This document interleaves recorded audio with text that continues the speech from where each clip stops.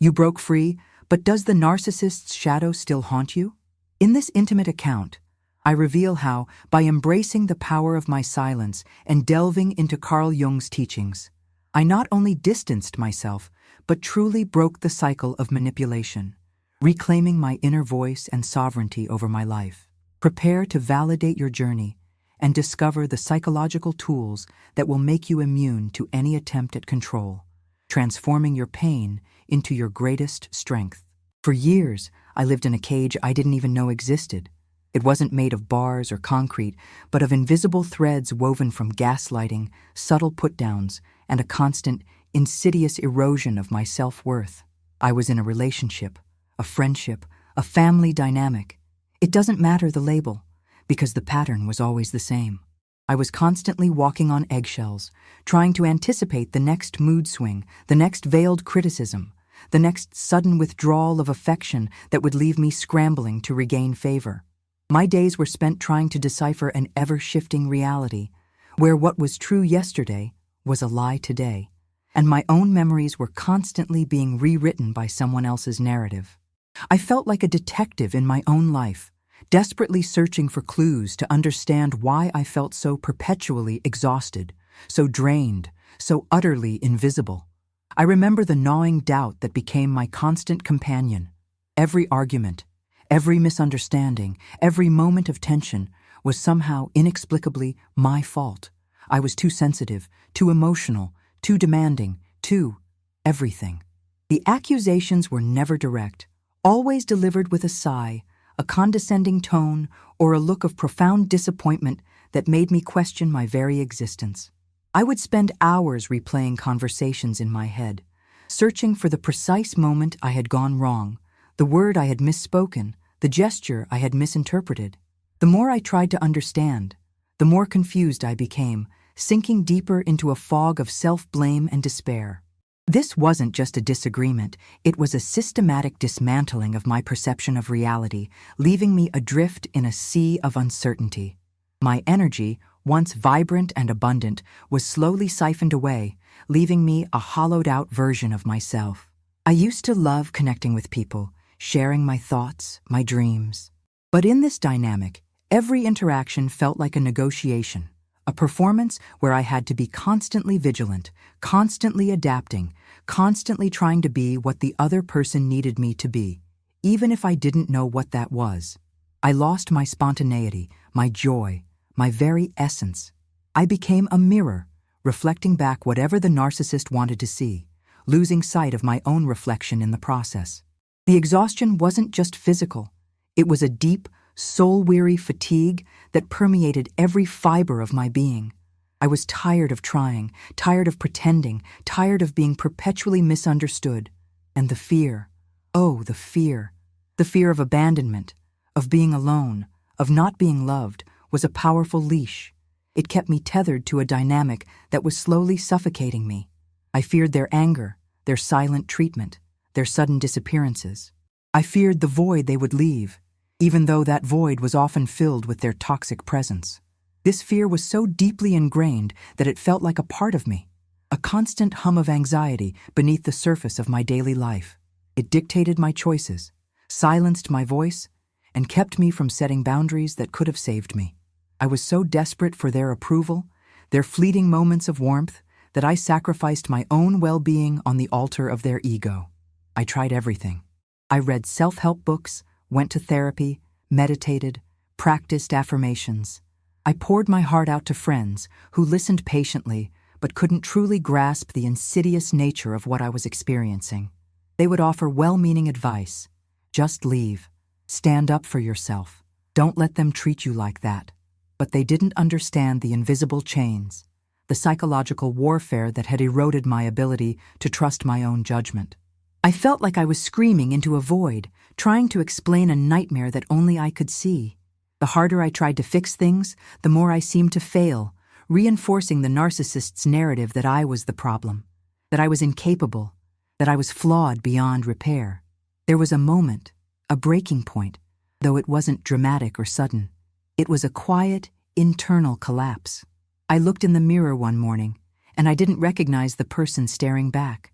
My eyes were dull, My shoulders slumped, and there was a profound emptiness behind my gaze. It wasn't just physical exhaustion, it was a spiritual depletion. I had given so much of myself, so much of my light, that there was nothing left. I was a shell, an echo of the vibrant person I once was. In that moment, a quiet, desperate whisper emerged from the depths of my being. I cannot live like this anymore. It wasn't a cry for help.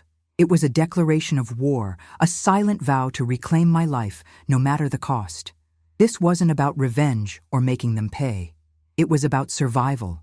It was about finding a way back to myself, to the person I knew I was meant to be, before the narcissist's shadow had consumed me.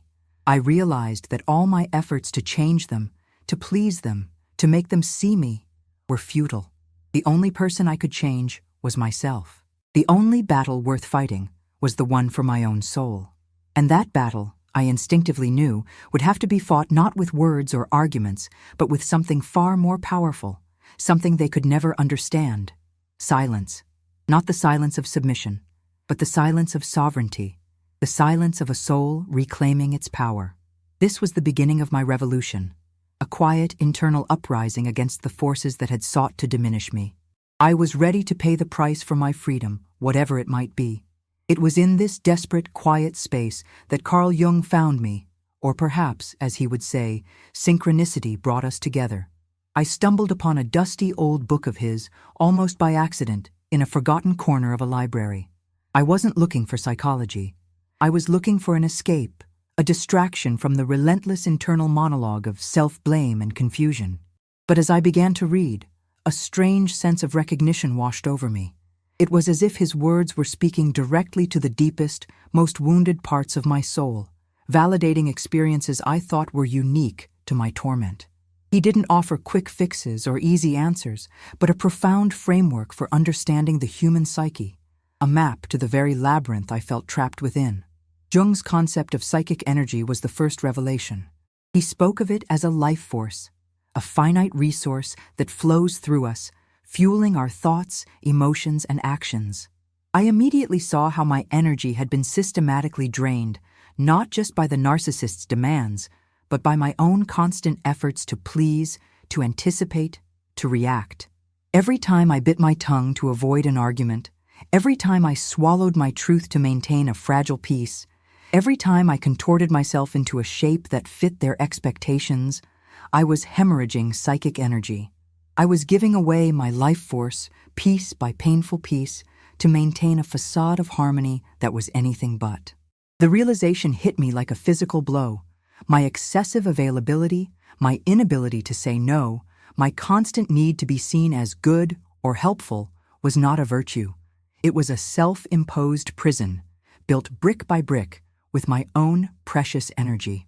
Then came the profound truth encapsulated in his famous quote, "Who looks outside, dreams.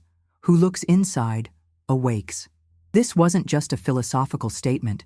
It was a direct challenge to my entire way of being. For so long I had been looking outside, desperately trying to understand the narcissist, to decipher their motives, to predict their next move. I was dreaming their dream, living their reality, and completely neglecting my own inner world. Jung's words were a clarion call to turn inward, to shift my focus from the external chaos to the internal landscape of my own psyche. It was terrifying, because looking inside meant confronting the parts of myself that had allowed this to happen, the vulnerabilities the narcissist had so expertly exploited. But it was also exhilarating, because it offered the first glimmer of a path out of the nightmare. The concept of the persona was another critical piece of the puzzle.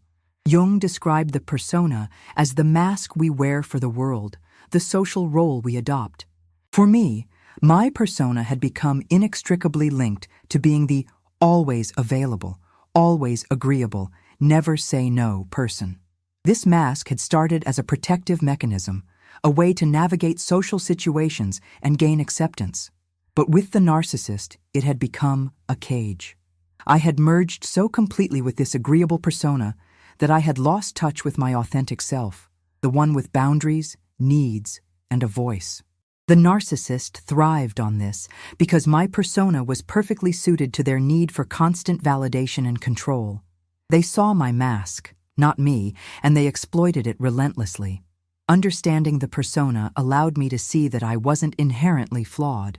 I had simply over-identified with a role that was no longer serving me, a role that was actively harming me. And then, projection. This was perhaps the most painful, yet most liberating insight. Jung explained that we project onto others the parts of ourselves that we cannot acknowledge or integrate, both the good and the bad. I began to see how the narcissist was a canvas for their own unacknowledged needs, insecurities, and shadows. Their constant criticism of me was often a projection of their own self-loathing. Their accusations of my selfishness were a mirror of their own. But more importantly, I began to see my own projections. My desperate need for their love and approval was a projection of my own unfulfilled need for self-love. My desire for them to see my worth was a projection of my own struggle to truly value myself.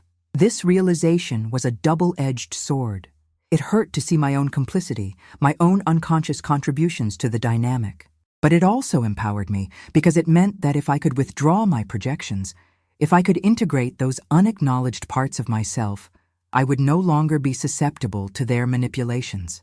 I would no longer need them to complete me, to validate me, to define me. The journey of individuation, as Jung called it, became my guiding star. It's the process of becoming a whole, authentic individual, integrating all aspects of the self, conscious and unconscious. For me, this meant a radical shift, stopping the endless attempts to dissolve myself into the narcissist's expectations and reclaiming my own psychic energy. It meant understanding that true strength lies not in pleasing others, but in becoming whole for oneself. It was a terrifying prospect, because it meant letting go of the familiar, even if the familiar was painful. It meant facing the unknown, the possibility of being truly alone. But the alternative, continuing to live as a fragmented echo of someone else's desires, was far more terrifying. I was ready to embark on this journey, to become the master of my own soul, to reclaim my scattered pieces and weave them back into a coherent, resilient self. This was not about fighting the narcissist. It was about building myself, brick by brick, into an impenetrable fortress of self-awareness and self-love. The battle was no longer external. It was deeply, profoundly internal. And I was ready to win it. The path of psychological discipline was not a gentle stroll. It was a grueling climb up a steep, rocky mountain. The first, most terrifying step was to practice silence. Not the silence of being muted or suppressed, but the deliberate, conscious silence of non-reaction. The narcissist thrived on my reactions, my tears, my anger, my desperate attempts to explain myself. They fed on my emotional energy, so I began to starve them. When a manipulative comment was thrown my way, instead of launching into a defense or an emotional outburst, I would simply be silent. I would take a deep breath, acknowledge the comment internally, and choose not to engage. This was excruciating at first.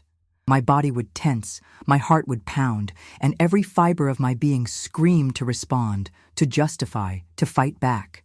But I held firm. I learned to create a space, a tiny, sacred pause between the stimulus and my response. In that pause, I found my power. This new silence was not a sign of weakness. It was a declaration of sovereignty. It was a refusal to play their game, to dance to their tune. And it drove them mad. The narcissist, accustomed to immediate and dramatic reactions, found themselves facing a void. My silence was a mirror reflecting their own emptiness, their own inability to elicit the desired emotional response. They would escalate, try new tactics, become more aggressive, more charming, more victimized. They would accuse me of being cold, selfish, unfeeling, of having changed. And this was the second, equally painful, part of the journey, facing the external resistance. People who had benefited from my previous people-pleasing persona, or who were themselves entangled in the narcissist's web, would echo their accusations. "You're not yourself," they'd say. "You've become so distant." This was where Jung's concept of projection became my shield. I understood that their anger, their accusations, their attempts to guilt-trip me were not about me. They were about their own projections, their own discomfort with my newfound boundaries. They were upset because I was no longer serving their needs, no longer validating their distorted reality. It was painful to lose some relationships, to see the true colors of those who only valued my availability, not my authentic self. But Jung's words echoed in my mind. The privilege of a lifetime is to become who you truly are. And I knew, deep in my soul, that the price of authenticity, even if it meant shedding some connections, was worth paying. The guilt, that relentless monster, would rear its head, whispering doubts. You're being mean. You're abandoning them. You're a bad person. But I learned to recognize its voice as an echo of the manipulation, a lingering internal program designed to keep me small and compliant. I would acknowledge it, but I would not obey it. My discipline extended beyond just silence. It involved a rigorous self-assessment of my own energy. I started treating my psychic energy as my most precious resource, a finite currency that I would no longer squander. This meant saying no without explanation or apology. It meant prioritizing my own rest, my own peace, my own needs, even when it felt selfish. It meant withdrawing from conversations that felt draining, setting time limits on interactions, and sometimes simply walking away. It was a radical act of self-love, a rebellion against years of self-neglect. I began to notice how much lighter I felt, how much more vibrant my inner world became as I stopped allowing others to siphon off my life force. This wasn't about being unkind. It was about being responsible for my own well-being, something the narcissist had systematically taught me to ignore.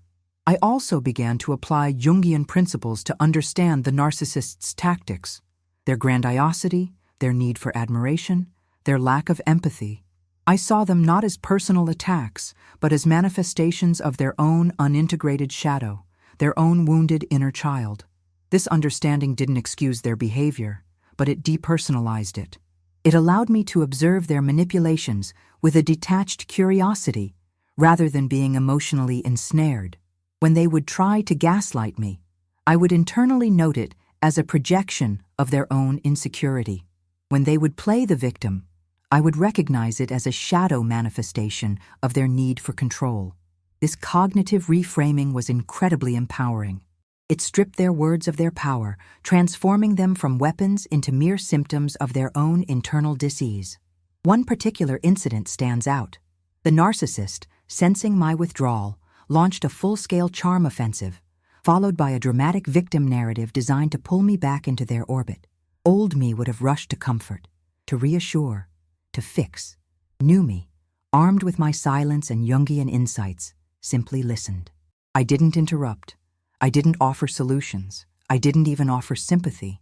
I just let them speak, observing their performance with a quiet, internal knowing. When they finished, expecting my usual emotional response, I simply said calmly, "I hear you.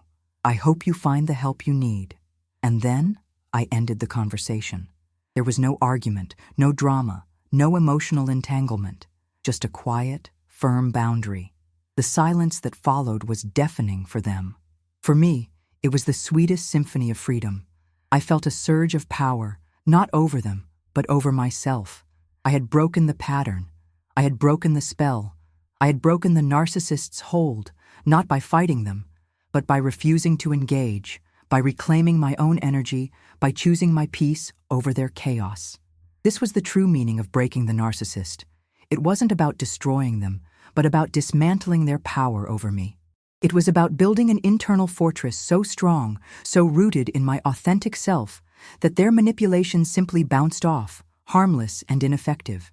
This was my revolution, quiet yet profound, and it was just beginning. The path was long, but the destination was clear: absolute freedom.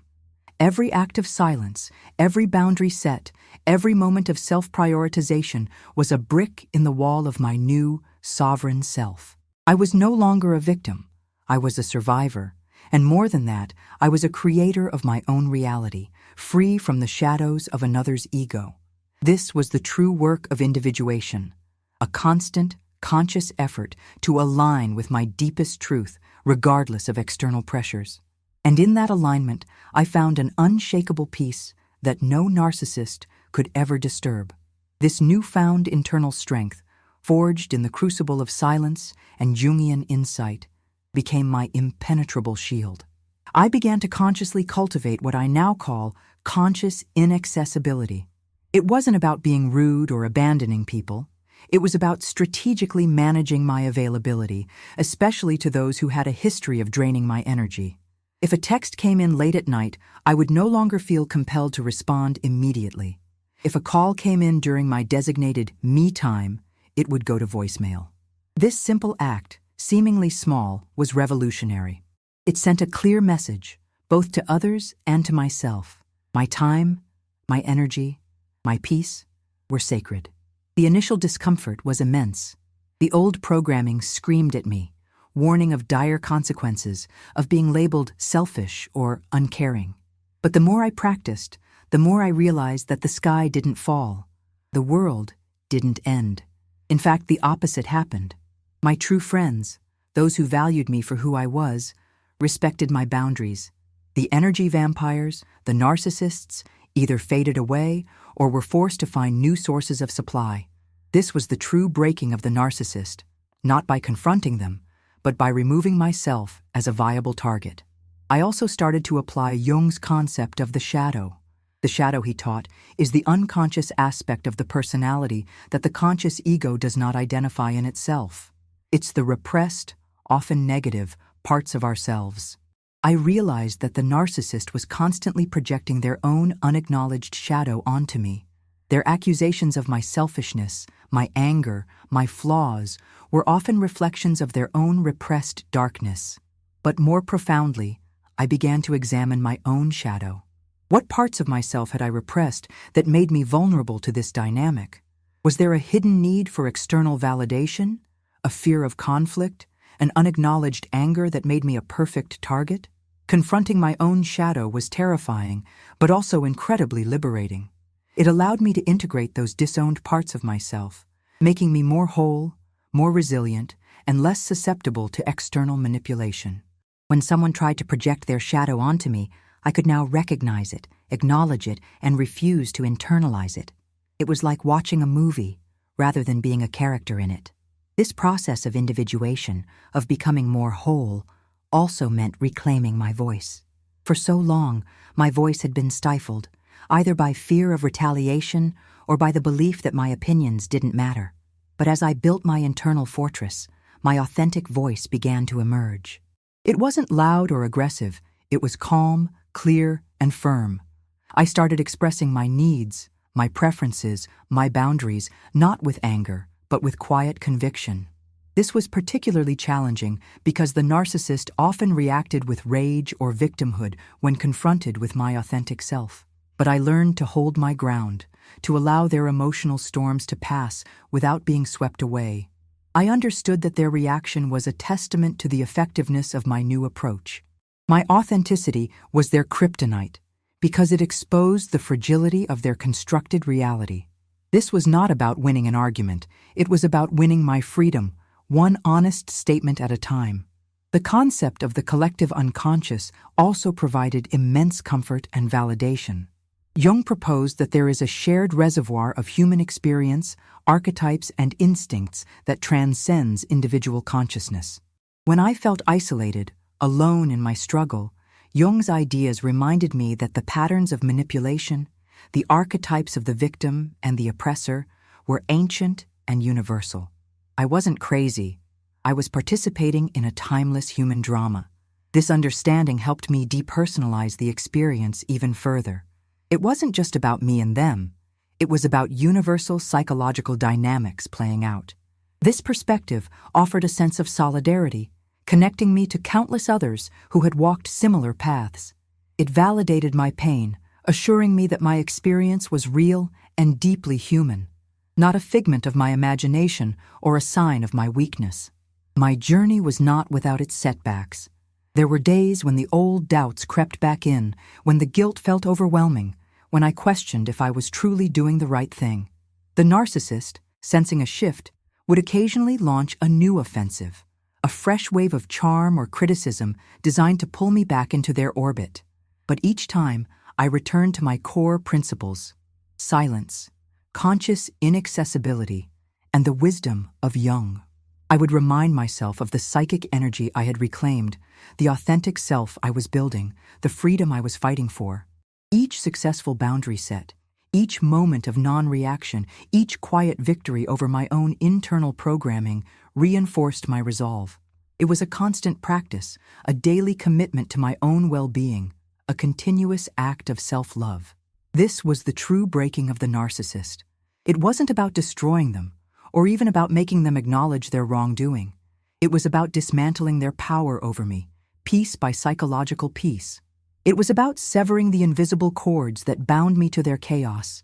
It was about building an internal fortress so strong, so rooted in my authentic self, that their manipulations simply bounced off, harmless and ineffective. My silence became a mirror, reflecting their own emptiness back at them. My boundaries became an impenetrable wall, protecting my sacred energy. And Jung's wisdom became my compass, guiding me through the darkest corners of my own psyche and theirs. I was no longer a victim. I was a survivor. And more than that, I was a creator of my own reality, free from the shadows of another's ego. This was the true work of individuation, a constant, conscious effort to align with my deepest truth, regardless of external pressures. And in that alignment, I found an unshakable peace that no narcissist could ever disturb. This was my revolution, quiet yet profound, and it was just beginning. The path was long, but the destination was clear: absolute freedom. Every act of silence, every boundary set, every moment of self-prioritization was a brick in the wall of my new, sovereign self. I was no longer a victim. I was a survivor. And more than that, I was a creator of my own reality, free from the shadows of another's ego. This was the true work of individuation, a constant, conscious effort to align with my deepest truth, regardless of external pressures. And in that alignment, I found an unshakable peace that no narcissist could ever disturb. The journey was arduous, filled with moments of doubt and despair, but the reward was beyond measure: the profound joy of reclaiming my own soul. I had finally learned to trust my own intuition, to honor my own feelings, and to prioritize my own well-being above all else. The narcissist's attempts to control me now seemed like distant echoes, powerless against the strength I had cultivated within. I was no longer defined by their narrative, but by my own truth, spoken not with words, but with the quiet, unwavering power of my liberated self. This was my victory, hard-won and deeply cherished. I had broken free, and in doing so, I had truly broken the narcissist's hold on my life. The peace I found was not a passive absence of conflict, but an active, hard-won tranquility that radiated from within. It was the peace of knowing I was no longer at war with myself, no longer fighting to be seen or validated by someone who was incapable of seeing me. My energy, once depleted, returned in waves, a vibrant, life-affirming force that fueled my days. I felt whole again, a sense of coming home to myself after a long and arduous journey. My relationships, those that remained, transformed. They became authentic, built on mutual respect and genuine connection, rather than on a foundation of fear and manipulation. I attracted people who valued my true self, not the persona I had once worn. The individuals who only sought my availability, who thrived on my people-pleasing, naturally faded from my life, and their absence was not a loss, but a liberation. I gained rich, meaningful connections and the space to nurture them. I was no longer a puppet, dancing to someone else's tune, but the master of my own life. I made conscious choices about where my energy would flow, to whom I would give my time, and what boundaries I would uphold. My silence, once a symbol of my suppression, became my greatest power. It was a tool of discernment, a space for reflection, and a powerful deterrent against those who sought to exploit my emotional generosity. My absence, when chosen consciously, became a form of powerful presence, signaling my self-worth and my commitment to my own well-being. Solitude, once feared, transformed into a sacred space for reconnection, a sanctuary where I could recharge, reflect, and deepen my understanding of myself and the world. Conscious inaccessibility was no longer a defense mechanism, but an act of profound self-love and self-preservation. I understood that the journey of individuation is ongoing, a continuous process of growth and self-discovery. Challenges still arise, life still presents its complexities, but now I face them armed with an arsenal of psychological tools and a profound self-awareness. The soul surgery I underwent was painful, yes, but it was necessary. It stripped away the layers of conditioning, the false beliefs, and the trauma that had kept me bound. And in its place, it forged an inner strength, a resilience that no external force could ever diminish. I am no longer afraid of being misunderstood, of being labeled selfish or cold. Those words, once so potent, now hold no power over me. They are merely echoes of a past I have transcended. To you who are watching, who recognize pieces of your own story and mine, know this: you are not alone. There is a way out of the labyrinth of manipulation. Your freedom is not a luxury.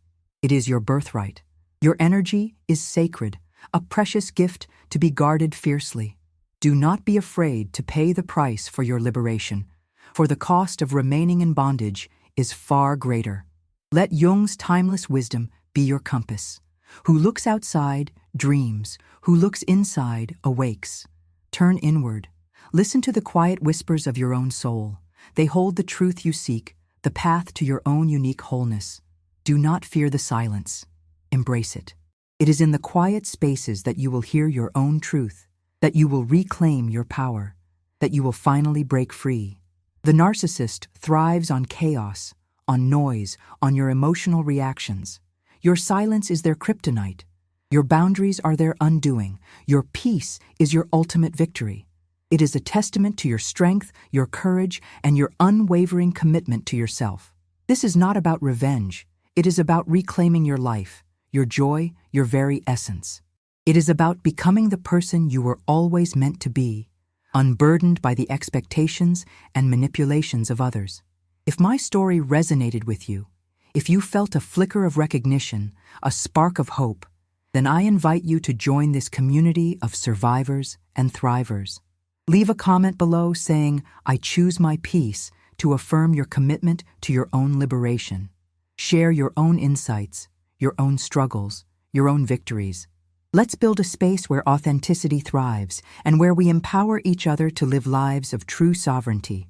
And if you want to continue this journey of self-discovery and empowerment, if you want more tools and insights to navigate the complexities of the human psyche and protect your sacred energy, then subscribe to this channel and hit the notification bell. Together, we can transform our pain into power, our silence into strength, and our past into a foundation for an extraordinary future. Your peace is non-negotiable. Your energy is sacred. You deserve to be whole. You deserve to be free. And you have the power within you to make it happen. The revolution begins now, in the quiet depths of your own being. It is a revolution of self-love, self-respect, and unwavering authenticity. And it is the most powerful revolution you will ever embark on. This is not the end of the story, but the glorious beginning of your true life.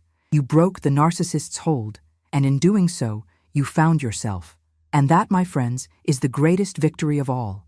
The journey continues, always inward, always towards greater wholeness, always towards the unshakable peace that resides within.